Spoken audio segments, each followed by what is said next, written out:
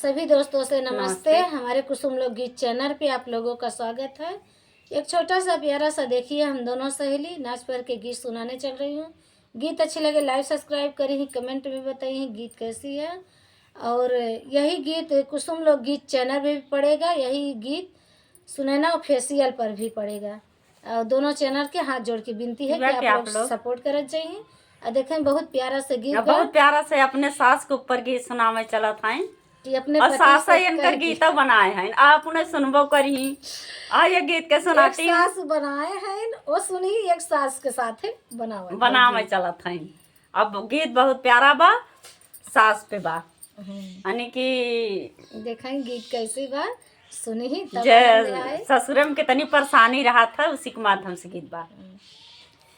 ससुरे में बड़ी परेशानी, राजा हो नौकरानी लगाई दा। ससुरे में बड़ी परेशानी, राजा हो नौकरानी लगाई दा। नौकरानी लगाई दा, नौकरानी लगाई दा। ससुरे में बड़ी परेशानी, जहो नौकरानी लगाई दा। माया से अपने बसनवा मजाई दा।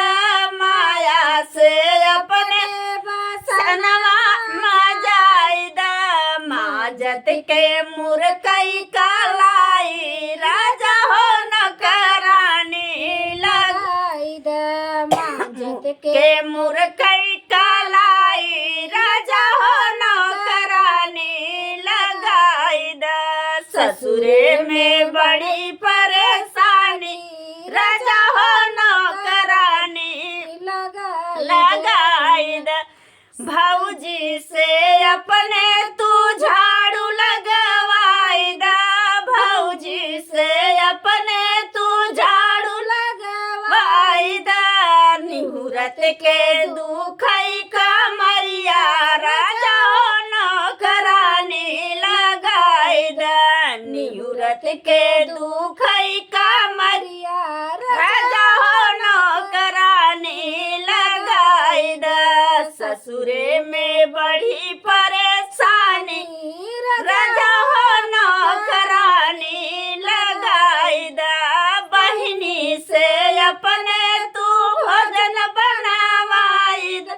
बहिनी से अपने तू भोजन बनावाई दा। बनवत की सामर होई मोर सूरतिया, राजा हो नौकरानी लगाई दा। बनवत की सामर होई मोर सूरतिया, राजा हो नौकरानी लगाई दा। ससुरे में बढ़ई परेशानी, राजा हो नौकरानी लगाई दा।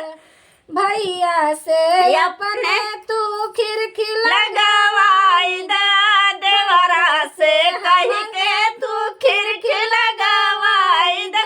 बैठी के ले बेरिया, देवा रानी लगाई दा। बैठी के ले